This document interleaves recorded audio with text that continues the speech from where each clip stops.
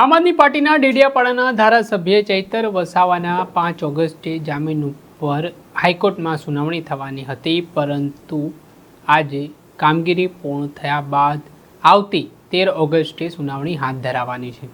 તેને લઈને હવે આમ આદમી પાર્ટીના નેતાઓની પ્રતિક્રિયા સામે આવી છે। આ મામલે આમ આદમી પાર્ટીના પ્રદેશ નેતા રાજુ કરપડાનું નિવેદન સામે આવ્યું છે।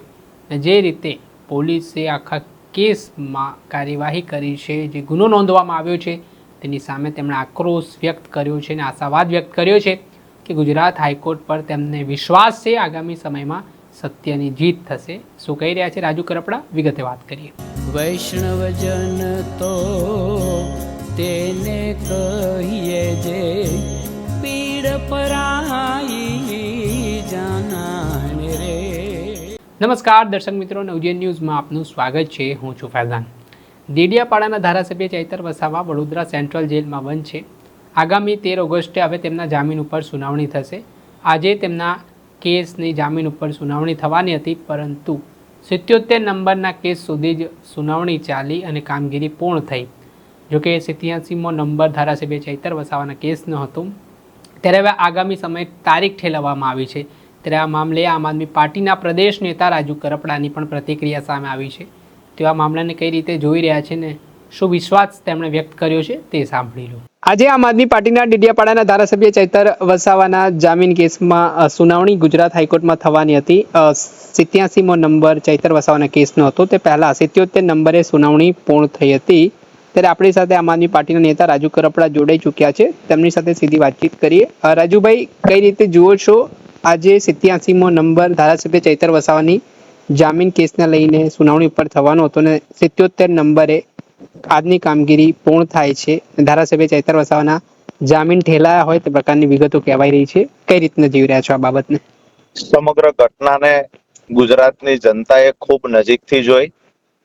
ભાજપની તાનાશાહી અને અમુક પોલીસ અધિકારીઓની ચાપલૂસીને પણ ગુજરાતની જનતાએ ખૂબ નજીકથી જોઈ। આદિવાસી સમાજની સાથે ગુજરાતનો એક યુવાન અને ગુજરાતના એક ધારાસભ્યનો જે ભ્રષ્ટાચાર સામે લડે છે, નકલી ઓફિસો ઉજાગર કરે છે, જેને મનરેગા કૌભાંડમાં 2,500 કરોડ કરતા વધારેના કૌભાંડને ઉજાગર કરવાના પ્રયત્ન કર્યા છે, પુરાવાઓ તંત્ર સામે આપ્યા છે। આવા એક વ્યક્તિ એટલે કે ચૈતરભાઈ વસાવાનો અવાજ દબાવવા માટે વારંવાર તંત્ર દ્વારા જે પ્રયત્નો થયા અને ચૈતરભાઈનો અવાજ દબાવવામાં તંત્ર સફળ ન થયું, ત્યારે ખોટી રીતે કોઈનો હાથો બની અને કમલમમાંથી તૈયાર થયેલી ફરિયાદ પોલીસ સ્ટેશનમાં આપવામાં આવી અને ખોટી રીતે તપાસ કર્યા વગર પોલીસ અધિકારી દ્વારા, જે ખરેખર ન્યા આખી ઘટનાના સાક્ષી પોલીસ અધિકારીઓ હતા, તેમ છતાં પોલીસ અધિકારી દ્વારા ભારતીય જનતા પાર્ટીના નેતાની સામે સરેન્ડર થઈ કમલમમાંથી જે એફઆઈઆર નક્કી ફરિયાદ કરીને આપવામાં આવી એ મુજબ એફઆઈઆર ફાડવામાં આવી। ક્યાંક ને ક્યાંક જે આખું નાટક થયું આ ગુજરાતની જનતાએ ખૂબ નજીકથી જોયું। ત્યાર પછી ચૈતરભાઈ વસાવાની જ્યારે જામીન અરજી નામદાર હાઈકોર્ટમાં મૂકવામાં આવી, ત્યારે હિયરિંગનો નંબર આવી ગયેલો, ત્યારે પોલીસ દ્વારા એટલે કે સરકાર દ્વારા વધુ તપાસ માટે નામદાર હાઈકોર્ટમાં અરજી દાખલ કરવામાં આવી। નામદાર હાઈકોર્ટને વિનંતી કરવામાં આવી, ખરેખર અમારે તપાસ અધૂરી છે। હવે જે કેસની અંદર આરોપ જ એવો છે કે ગ્લાસ ફેંક્યો છે ધારાસભ્યએ, આમાં શું તપાસ કરવાની છે? બીજી કાચના કેટલા ટુકડા થયા, ઝીણવટ ભર્યું જોવાનું છે, FSL માં મોકલવાનું છે, કાચના ટુકડા ગણવાના છે, શું તપાસ બાકી હતી? ક્યાંક ને ક્યાંક નામદાર હાઈકોર્ટને પણ ગેરમાર્ગે દોરવાનું કામ સરકાર દ્વારા અને પોલીસ પ્રશાસન દ્વારા થતું હોય આવું અમને લાગે છે। તો ગઈ તારીખ 5 તારીખ એટલે કે આજે જે તારીખ 5 તારીખનું હિયરિંગ હતું, પરંતુ નામદાર હાઈકોર્ટમાં ચૈતરભાઈ વસાવાનો જે 87મો નંબર હતો અને 77 નંબર સુધી આજે કેસ ચાલ્યા છે, તો ક્યાંક ને ક્યાંક અમે એવું માનીએ છીએ કે આવતી 13 તારીખે ચોક્કસથી, અમે પહેલા પણ કહેતા આજ પણ કહીએ છીએ કે સરકારમાં તાકાત હોય, અમને નામદાર હાઈકોર્ટ પર વિશ્વાસ છે। સરકારમાં તાકાત હોય તો એક વખત હિયરિંગ કરીને બતાવે, એક વખત દલીલો કરીને બતાવે, સરકાર પોતાનો પક્ષ મૂકીને બતાવે। અમારા વકીલો ચૈતરભાઈનો પક્ષ મૂકશે 100%। આવનાર સમયમાં ચૈતરભાઈ વસાવાના જામીન મંજૂર થશે। રાજુભાઈ, મારો બીજો પ્રશ્ન છે કે થોડાક સમય પહેલા ચૈતર વસાવાના ગઢમાં એક જનસભાનું આયોજન થયું હતું. જનસભાનો મુખ્ય મેસેજ શું હતો આદિવાસી સમાજમાં ને એવી વાત પણ ચર્ચાઈ રહી છે કે આમ આદમી પાર્ટી ચૈતર વસાવાના ખભે જમીન મજબૂત કરી રહી છે આદિવાસી વિસ્તારોમાં. તો આ બાબતને કઈ રીતે જુઓ છો? આદિવાસી પટ્ટાની અંદર જે વિધાનસભાઓ આમ આદમી પાર્ટીના ઉમેદવાર લડ્યા છે, આ તમામ ઉમેદવારોને ખૂબ સારા એવા મત મળ્યા છે. આદિવાસી બેલ્ટમાં 25% કરતા વધારે મત ઓલરેડી આમ આદમી પાર્ટીને મળ્યા છે. એટલે કે આમ આદમી પાર્ટી ત્યાં મજબૂત છે. કોઈ એવું કહેતા હોય કે આદિવાસી સમાજના ખંભે બંદૂક મૂકવાનું કામ જો કોઈ કરતું હોય તો આજ દિવસ સુધી ભ્રષ્ટ ભાજપે કર્યું છે. આદિવાસી સમાજના નામે અનેક પ્રકારની યોજનાઓ લાવવામાં આવી. સચવાયા કોણ? ભ્રષ્ટ ભાજપના નેતાઓ સચવાયા. આદિવાસી સમાજની તો આજ પણ એના એ હાલત છે.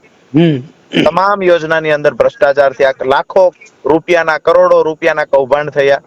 એટલે આદિવાસી સમાજના ખંભે બંદૂક ફોડી રાજકારણ તો કર્યું, ત્યાર પછી આદિવાસી સમાજને હક અધિકારનું મળેલું અનાજ પણ જો કોઈ ખાઈ ગયું હોય, ચોરી ગયું હોય તો ભાજપના નેતાઓ ચોરી ગયા છે. એટલે ભારતીય જનતા પાર્ટીને આદિવાસી સમાજ માટે બિલકુલ બોલવાનો અધિકાર નથી. આદિવાસી સમાજના સુધારા માટે, આદિવાસી સમાજના શિક્ષણ માટે 30 વર્ષમાં ભાજપે કઈ કર્યું નથી. માત્ર ને માત્ર આદિવાસી સમાજનો ઉપયોગ કરી અને ક્યાંક ને ક્યાંક પોતાના રાજકીય રોટલા તો શેક્યા, પણ લાખો કરોડો રૂપિયાનો ભ્રષ્ટાચાર પણ થયો છે. આદિવાસી સમાજમાં આમ આદમી પાર્ટી મજબૂત છે. ચૈતરભાઈ વસાવા આમ આદમી પાર્ટીના પ્રદેશ નેતા છે, ધારાસભ્ય છે. જ્યારે એની પર અત્યાચાર થતો હોય અને તંત્ર ભાજપના ઈશારે કામ કરતું હોય અને ધારાસભ્યને જેલમાં ખોટા કેસમાં નાખી દેવાના પ્રયત્ન કરે તો એના સમર્થનમાં 100% આમ આદમી પાર્ટીનું પ્રદેશ નેતૃત્વ, રાષ્ટ્રીય નેતૃત્વ સમર્થનમાં જાહેર સભા પણ કરે. અને આવનાર સમયમાં ચૈતરભાઈ જ્યારે છૂટશે ત્યારે પણ એક મહાસભાનું આયોજન થશે. છેલ્લો મારો પ્રશ્ન રાજુભાઈ, કે સરકારી પક્ષના વકીલની જે દલીલ છે નર્મદા કોર્ટમાં પણ એવી રહી હતી કે ભાઈ અગાઉ 19 જેટલા કેસ છે તે ધારાસભ્ય સામે છે ને ધારાસભ્યએ શરતી જામીનનો ભંગ કર્યો હતો. ભૂતકાળમાં તેમની સામે જે 2023માં ગુનો નોંધાયો હતો, છતાં પણ એ શરતો માની નથી અને એ વસ્તુ એ જ સરકારી પક્ષના વકીલ ગુજરાત હાઈકોર્ટમાં પણ દલીલ મૂકવાના છે. તો આ બાબતને કઈ રીતે જુઓ છો? એક તો નવજીવનના માધ્યમથી હું એક વાતને ચોક્કસથી ખરાઈ કરી દઉં કે ચૈતરભાઈ વસાવા પર આટલા કેસ છે એની ગણતરીઓ કરીને વારંવાર વાત મૂકવામાં આવે છે. ચૈતરભાઈ વસાવા ઘરની બહાર નીકળે ત્યારથી ભ્રષ્ટ ભાજપના નેતાઓના ઈશારે પોલીસ ઈચ્છતી હોય છે કયા કેસમાં ચૈતરભાઈને ફસાવવા.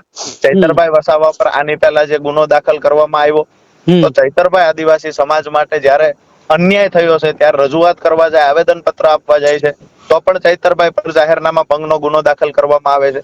ક્યાંક ને ક્યાંક ટોળા દ્વારા ખરેખર અધિકારીની ઓફિસમાં અધિકારીને ખખડાવવામાં આવે તો ચૈતરભાઈ પર ઉશ્કેરણીનો કેસ કરવામાં આવે છે.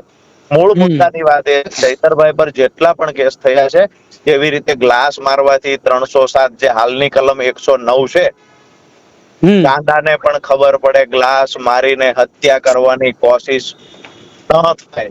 આયોજન પૂર્વક નું કાવતરું હોય, આયોજન પૂર્વક કોઈને જીવથી મારી નાખવાની જયારે કોશિશ થાય એવા કેસમાં 307 હોય, ગ્લાસ ફેંકવામાં 307 હોય. સીધી વાત મારી એ છે કે જુઠ્ઠા કેસ કરવાથી ટેવાયેલી પોલીસ વારંવાર નવા ફરિયાદી ભાજપના કહેવાથી ઉભા કરે છે અને ચૈતરભાઈ પર જુઠ્ઠા કેસો કરી ચૈતરભાઈને જેલમાં રાખવાના પ્રયત્ન કરે છે. આપણે સાંભળ્યા આમ આદમી પાર્ટીના પ્રદેશ નેતા રાજુ કરપડા હાલ તેમનું મોટું નિવેદન સામે આવ્યું છે. ધારાસભ્ય ચૈતર વસાવાને મનરેગા કૌભાંડનો જે મુદ્દો તેમણે ઉજાગર કર્યો, જે આખો કિસ્સો પ્રકાશમાં આવ્યા, તે બાબતને લઈને ભાજપે જેલમાં નાખ્યા હોય તેવા આરોપ તેમણે કર્યા.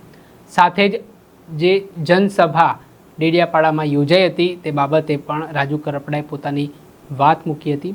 આગામી દિવસોમાં પણ ધારાસભ્ય ચૈતર વસાવા જ્યારે છૂટશે ત્યારે આ પ્રકારની જનસભા કરવામાં આવશે. સાથે જ તેમણે ભારતીય જનતા પાર્ટી ઉપર પણ પ્રહાર કર્યા હતા. દર્શક મિત્રો, આવા જ નવા વિડીયો સાથે આપણે માહિતગાર કરતા રહીશું, એટલે નવજીવન ન્યૂઝ જોતા રહો.